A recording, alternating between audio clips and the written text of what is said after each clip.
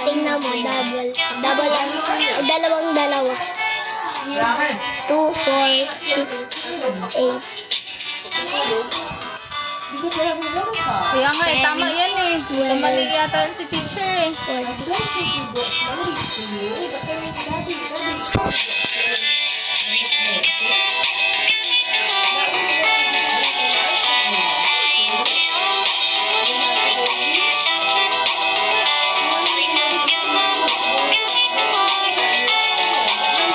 Asan? Sa Pilipino? Asan number 4? Anong tanong?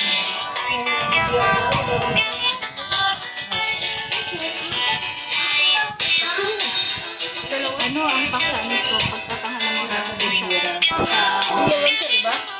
sa pupunong na mahulang sa magpatapos ng mga Ang paksa ano?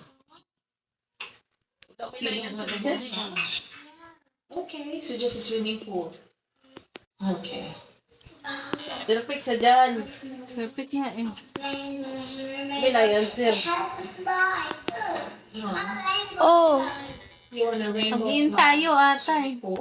Tama ang pulong ang pagpapulong na. Editing? Ano rin ako?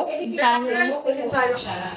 Practice kasi dito eh. Pag ano na eh. Nagagawa ko siya. Kasi nakaupo. Ito naman yung given eh. And May given eh. may tulong. Kanina pa siya dyan. Ewan ko kung anong ginagawa niya. Okay, sinagbubukan niya natin. So, hindi ako minigila parang tapos yung isa niya, pait-pait. So, yung purpose naman, makaibig ako na pamilya. Habang pinipil kong aking isa pang anak. Perfect siya eh. She keeps moving and Ang ensayo, wala naman ensayo dito sa Gumagala given. siya. Ang sakit-sakit na kasi malaki na yung eh yung ito.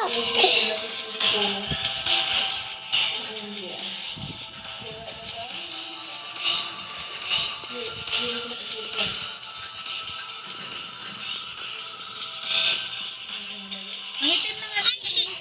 Tingnan mo pa yung puso niya. Sobrang itim. Erase.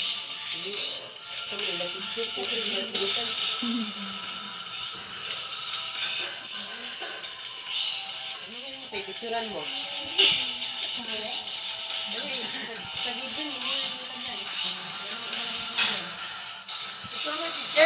Send ko kay teacher.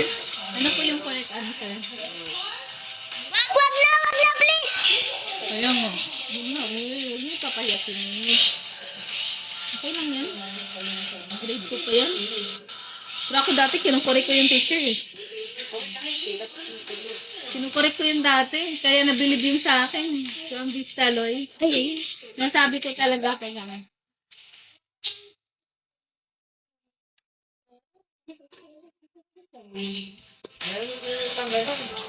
Correct mo, pwede mo naman sabihin sa teacher. Doy, mas ano pa nga sila eh, pag ginaganon. Perfect sila lang kasi sila. Oh, kaya naman yung given. Kaya nga. May naiibig dito.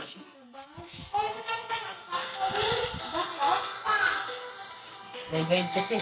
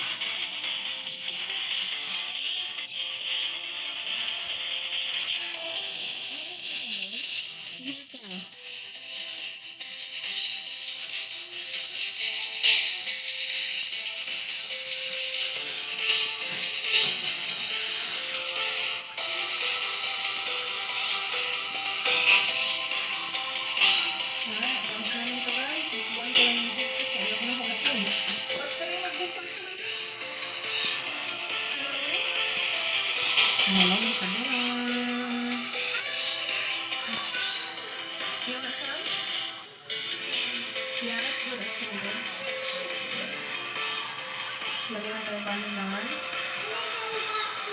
Binili lang ko ilan sa parang Italian deli. Mas meron siyang naman. Ilagay ko lang siya sa oven na